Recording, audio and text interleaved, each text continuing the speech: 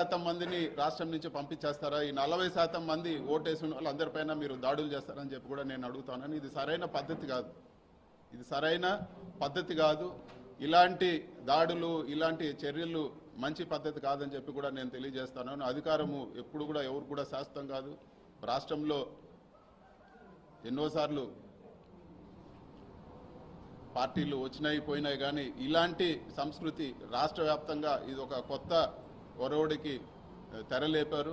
ఇది మంచి పద్ధతి కాదని చెప్పి కూడా నేను తెలియజేస్తున్నాను. ఖచ్చితంగా క్యాడర్కు, వైఎస్ఆర్సీపీ నాయకులు అందరూ కూడా చెప్పేది ఏమంటే ఖచ్చితంగా ఈ ప్రతి ఒక్క కార్యకర్తకు అండగా ఉంటాము.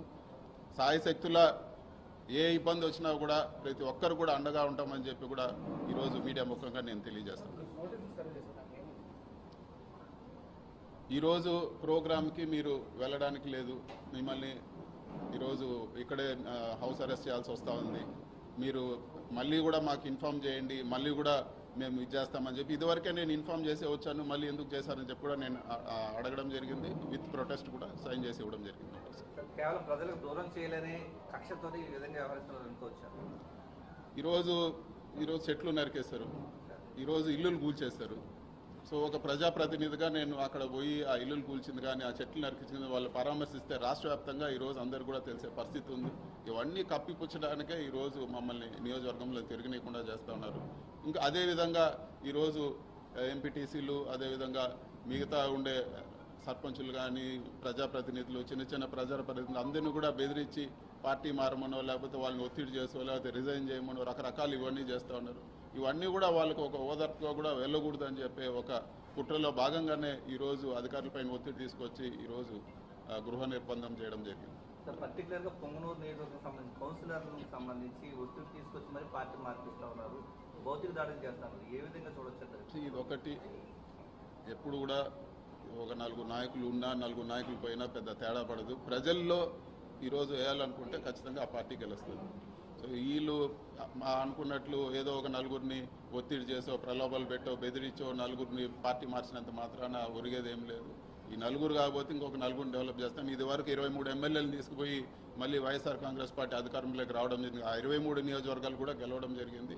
ఇవన్నీ పెద్ద విషయం కాదు. ముఖ్యంగా ఈరోజు చాలా దాడులు జరుగుతున్నాయి. ఇల్లులు కూల్చడం ఇవన్నీ కూడా ఎప్పుడు లేదు. పొంగునూరు చరిత్రలో ఇల్లులు కూల్చడం అనేది ఎప్పుడు లేదు. పొంగునూరుకి ఇన్వెస్ట్మెంట్ వచ్చింది. బస్సుల ఫ్యాక్టరీ ఈరోజు జర్మనీ వాళ్ళు పెట్టడానికి వచ్చారు. ఈరోజు వాళ్ళు సందిగ్ధంలో పడ్డారు. పొంగునూరుకు నష్టమా లాభమా ప్రజలు ఆలోచించుకోవాలని చెప్పి కూడా నేను కోరుతాను. ఇన్ని గొడవలు జరుగుతూ ఉండి ఫ్యాక్టరీ వెళ్ళిపోతే ఇంకెవరైనా పెట్టుబడులు పెడతారా పొంగునూరులో? ఈరోజు వాళ్ళు వచ్చి శంకుస్థాపనకు వచ్చి పూజ చేసి అన్నీ పోయి ఈరోజు వాళ్ళు ఒక సందిగ్ధంలో పడ్డారంటే ఈరోజు ఎంత దారుణంగా ఉందో పరిస్థితి అర్థం చేసుకోవాలని చెప్పి కూడా నేను తెలియజేస్తాను. పొంగునూరు నియోజకవర్గం పైన ఇదివరకు కూడా కక్ష కట్టారు. ఇప్పుడు మళ్ళీ కూడా కక్ష కట్టి ఇలాంటి చర్యలతో ఇలాంటి భయభ్రాంతులు గురి చేసి ఏ ఒక్క ఇన్వెస్ట్మెంట్ రాకుండా పొంగునూరు పక్కన ఎవరు చూడకుండా చేసే పరిస్థితి ఈరోజు వస్తూ ఉందని చెప్పి కూడా నేను మీడియా ముఖంగా అందరికి కూడా నేను తెలియజేస్తాను. అది ఒక బుద్ధి లేని వెధవలు చెప్తూ ఉంటారు. దాని గురించి పట్టించుకోవాల్సిన పని లేదు. దాని గురించి అసలు వివరణ ఇవ్వాల్సిన పని కూడా లేదు.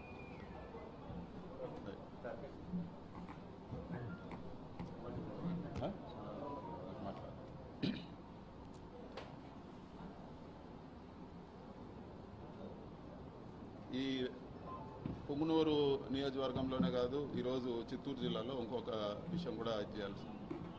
ఈ పదవులు కావాలంటే ఎంతసేపు పెద్దిరెడ్డి ఇట్లా అని మాట్లాడి ఏదో షో కొట్టే వాళ్ళకే ఈరోజు తెలుగుదేశంలో పదవులు వచ్చే పరిస్థితి అన్నీ కూడా చూస్తూ ఉన్నాము. ఈరోజు మాకు ఒక ఇన్ఛార్జ్ ఇచ్చారు. మొన్న ఎలక్షన్లో పోటీ చేసిన చల్లాబాబు అనే వ్యక్తి.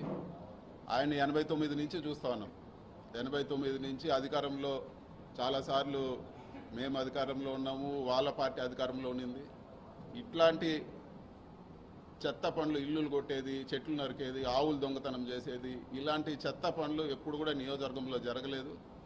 చల్లాబాబు కూడా నేను చెప్పేది ఒకటే, మేము ఒక ఇంట్లో 10 మంది ఉన్నాం. నన్ను అరెస్ట్ చేసినా నేను పట్టించుకోను, అన్నిటికీ సిద్ధం, దేనికైనా సిద్ధం. నన్ను చంపినా కూడా నాకు పర్వాలేదు. మా ఇంట్లో లేకపోతే మా తమ్ముడు వస్తుంది, మా అమ్మ వస్తారు, ఎవరో ఒక వస్తారు. ఖచ్చితంగా మేము రాజకీయాల్లో ఉంటాం. ప్రజలకు కాన్స్టిట్యున్సీలో నియోజకవర్గంలో ఖచ్చితంగా నిలబడతాం.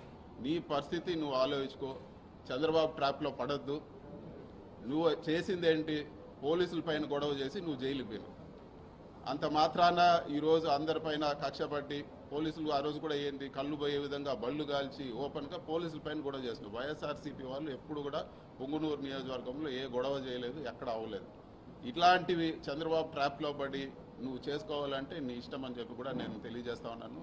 నష్టపోయేది చివరికి ఇలాంటి చెత్త పనులు చేసి ఈ పాపాలంతా కొట్టుకుపోయేది చల్లాబాబే అని చెప్పి కూడా తెలియజేస్తాను. అదేవిధంగా ఈ మధ్యలోనే ఒకే పార్టీలో పనిచేసినాము. రాంప్రసాద్ అని మొన్న మంత్రి అయినారు. ఆయనకు కూడా ఒకటే అజెండా, ఎంతసేపు మా పేరు చెప్తేనే ఆయన పదవి నిలబడుతుంది. ఆయన కూడా నేను చెప్పేది ఒకటే, కొత్తగా మీరేమి అమెరికా నుంచో లండన్ నుంచో వచ్చిందేం కాదు. అందరూ కూడా ఇక్కడ చూస్తూనే ఉన్నాము. నిన్ను కూడా అందరూ కూడా చల్లాబాబు కానీ లేకపోతే రాంప్రసాద్ కానీ చిన్నప్పుడు చెడ్డీలు వేసుకున్నప్పటి నుంచి అందరూ తెలుసు.